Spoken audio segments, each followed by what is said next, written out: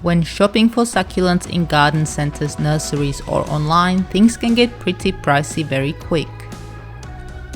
Sometimes the higher prices are justifiable, especially when it comes to difficult to propagate succulents, but more often than not they seem to be inflated just because succulents are popular plants.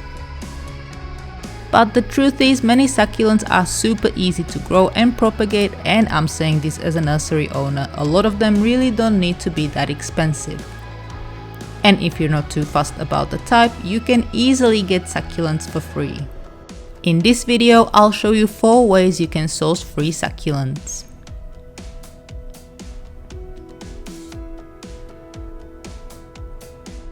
Succulents can quickly take over a small garden or overgrow their pots, especially if you live in a climate they like. Here in Australia, people frequently chuck them out on the curbside for others to take. It's very common to see plants like Aeonium, Arboreum, Crassula ovata, Aloe or Agave. If you look often enough, you may come across free succulents on sites like Gumtree or Facebook Marketplace. Many people will just be happy if you come and take the plant off their hands. The selection may be pretty poor most of the time, but every now and again nicer plants do come up. You can set up notifications and new free succulent listings will just be sent to your inbox.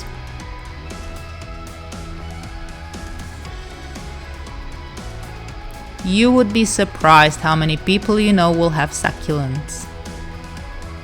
And most of the time they will only be happy to share. I often do with friends, family and neighbours. If you have social media, just put it out there and see. It may also be a good idea to let people know you're trying to collect succulents. When I started my succulent journey, so many of my friends, friends of friends and family would bring me random plants they found or had. I'd also get prezzies like these for my birthday or Christmas.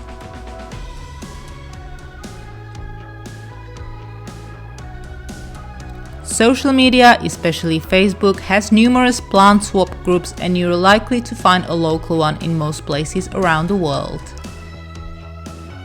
If you have anything to swap, whether it be plants, cuttings or even gardening related things such as pots, you can try and see if anyone will be willing to do an exchange. I just quickly googled Plant Swap Sydney and had a few results worth investigating. I really wish I'd seen the Sydney Plant Swap event. I would definitely have popped in. Not only can you find lovely unusual plants, you'll likely meet a lot of like-minded people and make plant buddies.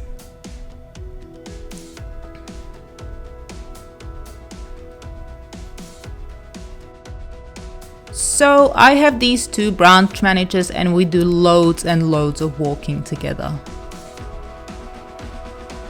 And you would not believe how many free cuttings of beautiful plants I caught just by asking people whose gardens I walked past. I got one of these, this cute little variegated Crassula, a cactus with a super gorgeous flower, and my whole variegated Haworthia cymbiformis army was started by 3 cuttings a stranger just gave me. I got lots of other plants too. But there is a fine line between taking an opportunity and bothering people. For instance, I only ask if someone happens to be in the garden or if there's a doorbell at the front gate. I'd also never ever bring my 2 quite intimidating puppers inside anyone's garden. If it's something pretty rare and there's no opportunity to talk to anyone, I just slip a note next time I walk past and also offer to pay or swap. And this brings me to something I really wanted to talk about in this video, which is how not to get free plants.